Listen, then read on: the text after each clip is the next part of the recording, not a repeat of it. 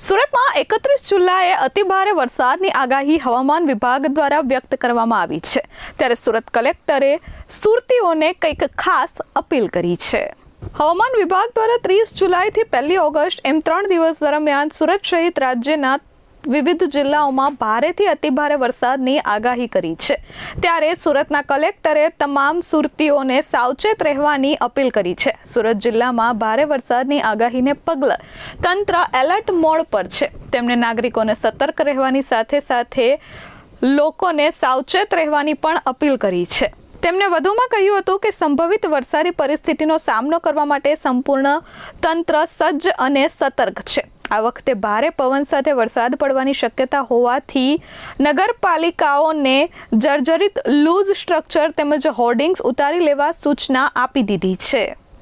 લોકોને અફવાથી ગેરમાર્ગે ન દોરાવા તેમજ પરિસ્થિતિનું વાસ્તવિક નજરે અવલોકન કરવા અનુરોધ કરવામાં આવ્યો છે। અનિવાર્ય સંજોગો સિવાય બિનજરૂરી ઘરની બહાર નીકળવાનું કલેક્ટરે ટાળવાની અપીલ કરી છે। ત્યારે એક નિમ્ન હવાનું દબાણ જે બંગાળની ખાડીમાં ઉપસ્થિત થયું હતું તે તેજ ગતિથી ગુજરાત તરફ વધી રહ્યું છે અને તેના કારણે આજે ઓરેન્જ એલર્ટ, આવતીકાલે રેડ એલર્ટ અને 1 તારીખે ફરીથી ઓરેન્જ એલર્ટની ભારે પવન સાથે વરસાદની આગાહી સુરત જિલ્લામાં કરવામાં આવી છે। તે સંદર્ભે સુરત મ્યુનિસિપલ કમિશનર દ્વારા તમામ તૈયારી કરી દેવામાં આવી છે। સાથે સાથે જિલ્લાની અંદર જિલ્લા વિકાસ અધિકારી શ્રી દ્વારા પણ તમામ તાલુકા વિકાસ અધિકારીઓને એલર્ટ કરવામાં આવ્યા છે। એ સાથે સાથે પ્રાંત અધિકારી શ્રી અને મામલતદારશ્રીઓને પણ એલર્ટ કરવામાં આવ્યા છે। તે પૈકી નીચાણવાળા વિસ્તારોમાં જ્યાં પાણી ભરાવાની શક્યતા રહે છે ત્યાંથી સ્થળાંતર કરવા માટેની સૂચના આપવામાં આવી છે।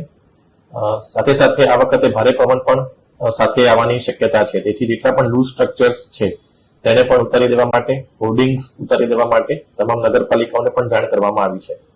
મારી ખાસ એક વિનંતી પશુપાલકોને છે કે આપના પશુઓને આપ બાંધીને રાખો છો, તેથી જ્યારે વધારે વરસાદ આવે અને પાણી ભરાય તો તેવા સમયે તેને તણાવવાની શક્યતા રહે છે।